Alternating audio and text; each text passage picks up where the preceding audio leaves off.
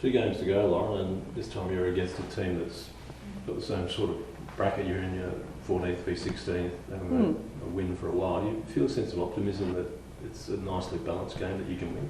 I feel optimistic every week. It doesn't really matter what opponent we play. The way that our group turns up every week, I talk to you about it at least twice a week, I reckon, Rouge. So, yeah, I'm optimistic regardless of our opponent. So I'm very much looking forward to this weekend.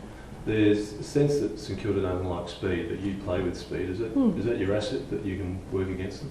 I think we like to put speed on the ball when we're offensive, for sure. If that works for us this weekend, that'd be lovely. There's one thing about speed, and then there's haste, and sometimes that haste has not allowed you to connect well. Are you getting that better?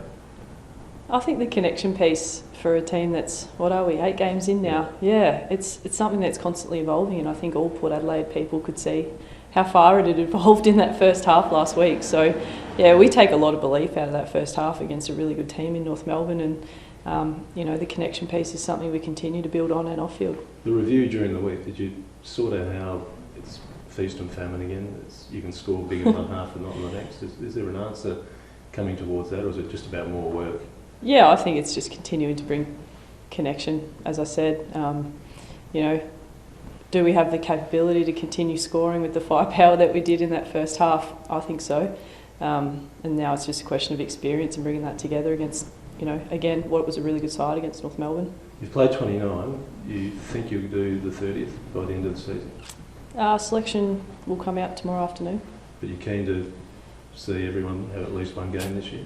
Is that I think a model that you want would to make a fair bit of sense given the young list that we've got. I think it makes a lot of sense to have a look at the team. Yeah, have a look at everyone's weapons. It'd be a bit unfair to leave the 30th out, wouldn't it? Oh, those would be your words, mate. Yeah, look, I think it makes a lot of sense for us to get a really good look at each of our players at the highest level. Yeah. Rouge spoke about feast or famine. Is inconsistency just a byproduct of having a younger team normally? A little bit. I think consistency is a really big part of growing and developing as a team and as individuals. And I think when you look at our list, there's 20 out of our list of 30 are under 24. And a very big percentage of those under 24 are first-time AFLW. So, building consistency. I think a lot of people on the outside really underestimate the ups and downs that you can have in a season on and off field. And so we're doing what we can to support that and help them grow while,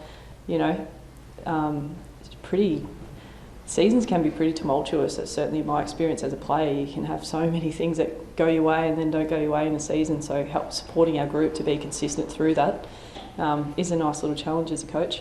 How big is the challenge, or not big, of trying to keep a holistic approach throughout the group to try and sort of keep your eyes on the long-term goal rather than focusing on this season? I think holistic's a great word to talk about how we approach our whole program. We invest in our athletes, I think, as well as any other club in the competition, and so it's not easy, but it's certainly a key goal of our program to offer a holistic program. So yeah, I wouldn't call that a challenge at all. I'd say it's something we embrace. One of the beauties of AFLW is you still do suburban battles or suburban venues. Darren Crocker didn't like it in the sense of being a visiting team here. This time it's your turn at a ground that's notorious in Moorabbin. How do you think your team will handle not just what happens on field, but the whole reception they get off field? I loved listening to Darren Crocker's press conference last week when he talked about, how volatile our environment is here at Alberton for the opposing team. I absolutely loved it. Our group loved it.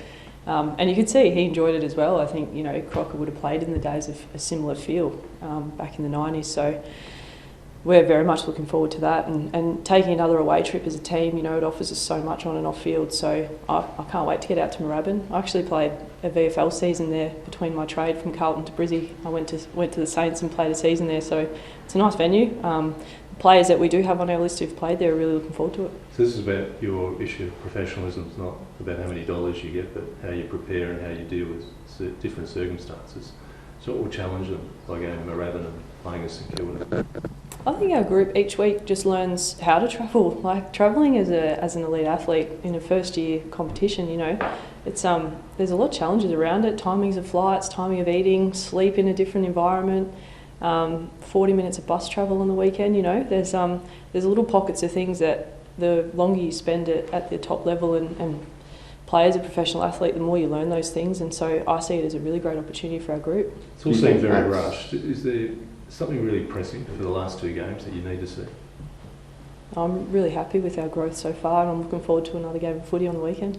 Do you think that's a big point of difference for the AFLW, having those suburban grounds as well? Something that sort of people that lived and grew up on the Sandford would sort of hark back to. Do you think that's a good thing for the competition, that people can come out to a ground like this? Yeah, look, something I'm really proud of at our footy club is we feel, and I've heard pockets of seniority at the AFL say that this is the best venue for AFLW, and we certainly feel that way. So yeah, I love that we can bring AFLW to Alberton, and I think we do it as well as anyone else in the competition.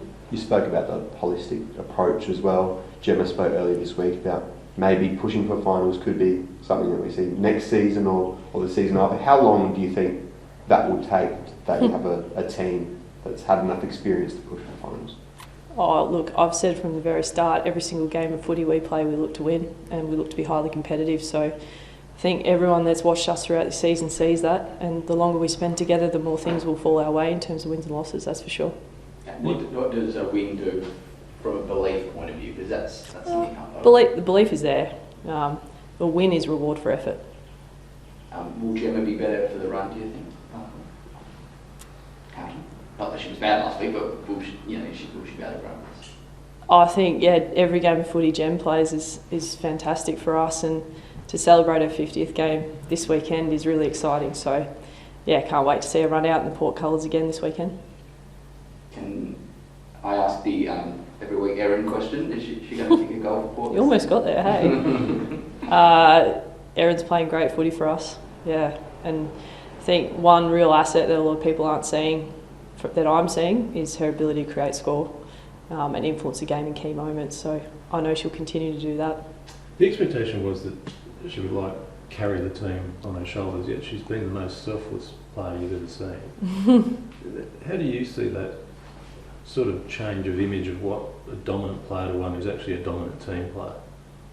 I think she'd love hearing that you've described her in that way, to be really honest. I think every player in our team is a team person, and to be described as a team person ahead of a superstar is, I think, what all of our athletes strive for. So I think she'll love that from you.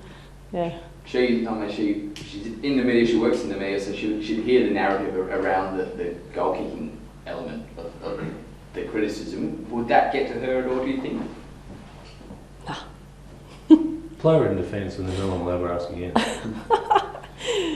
Yeah, look, as I said, every single week, I love that Erin's our captain. I think she's doing a fantastic role on and off field in this team, and excited again to see her run out. And, you know, one thing, go back to Gemma. Gemma was so excited to play her 50th with Erin this year.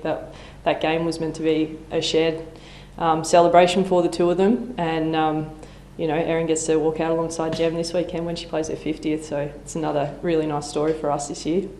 Just on Gemma, Loz, can you just make a comment in celebrating her milestone about what she brings to the group on and off the field? Gem's, I was speaking to one of my senior players during the week and sort of just spitballing different things, and I asked this player who's the most approachable person in our team, and it was a pretty quick response. It was Gemma Houghton, and you know, Gem has pushed herself to a different level in our pre-season as an athlete, which has had a massive impact on the girls around her. And then her performances on field until that injury were second to none. So, you know, and then you talk about off field as she's working in our community programs at the footy club, making a real difference in Indigenous community and young women in our community. And she really leads the way in terms of being an approachable person with real love and care for her teammates, and delivers high performance on the field. So, yeah, we're so proud of Gem, where she's got to at our footy club, and we know it's only going to get better.